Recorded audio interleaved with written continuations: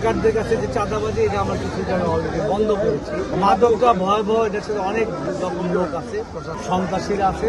আর মাদক, সন্ত্রাস এবং চাঁদাবাজি বন্ধের জন্য আমি কমিউনিটি বেস, যেসব এলাকায় সোসাইটি কমিউনিটি নাই সেখানে আমি এগুলি করছি।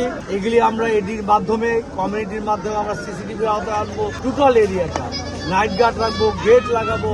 সিসিটিভির মাধ্যমে আমরা চিহ্নিত করব কে ওখানে মাদক বেচে, কে সন্ত্রাস করে, কে ইফটিজিং করে, এবং স্পেসিফিক্যালি এভিডেন্স দিয়ে আমরা প্রশাসনের কাছে যাবো যাতে তারা বাধ্য হয় ওই জিনিসগুলি না করার। আর এই এলাকায় আমরাই 91-এ প্রথম এলাকা 1350 নিয়ে একমাত্র মুক্ত করেছিলাম। বিশাল বিশাল অট্টালিকা দেখছেন, এটা 91 সালের আগে ছিল না। এই বিল্ডিংগুলি হয়েছে গ্যাস, পানি, বিদ্যুৎ আমরা দিয়েছি, আজকে গ্যাস নেই। উন্নয়নের নামে 17 বছর লুণ্ঠন হয়েছে।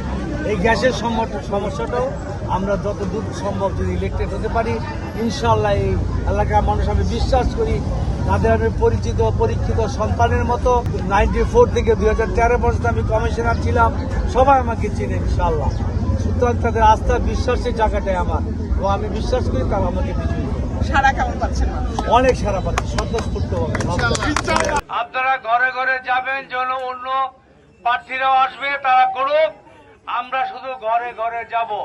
আমরা শান্তিপূর্ণ ভাবে সহ অবস্থানে মিলেমিশে এই নির্বাচনটা করতে চাই। আমরা কারো কুৎসা করতে চাই না, আপনারা করবেন না। নিয়মের কোনো ব্যত্যয় করবেন না। ভোটার ভাইদের সাথে তার মূল্যবান ভোটটা নিতে হলে আপনাকে তাকে অনুনয় বিনয় করে বলতে হবে। সকলকে অনুরোধ করেন, কেউ কোনো প্রকার খারাপ ব্যবহার, কোনো ঝামেলা জঞ্জাটে জড়িত হবেন না। অন্য দলের প্রার্থীরা কি করে সেটা আমাদের দেখার বিষয় না, সেটা প্রশাসনের লোক দেখবে। আর প্রশাসনের লোকেরা কোন প্রকার অন্যায় অত্যাচার করলে এমনি ভাবেই আমরা প্রতিবাদ করব। আমরা কোন ইলেকশন ইঞ্জিনিয়ারিং এ বিশ্বাস করি না। জনগণের ভোটের উপর আমাদের আস্থা। শেখ হাসিনা 200 ছিল, ভোটহীন 17 বছর ছিল।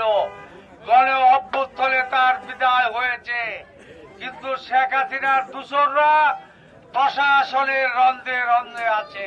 তাদের ব্যাপারে সজাগ থাকতে হবে এবং আমরা ইনশাল্লাহ জনগণকে সাথে নিয়ে সকল ষড়যন্ত্র মোকাবেলা করবো ইনশাল্লাহ।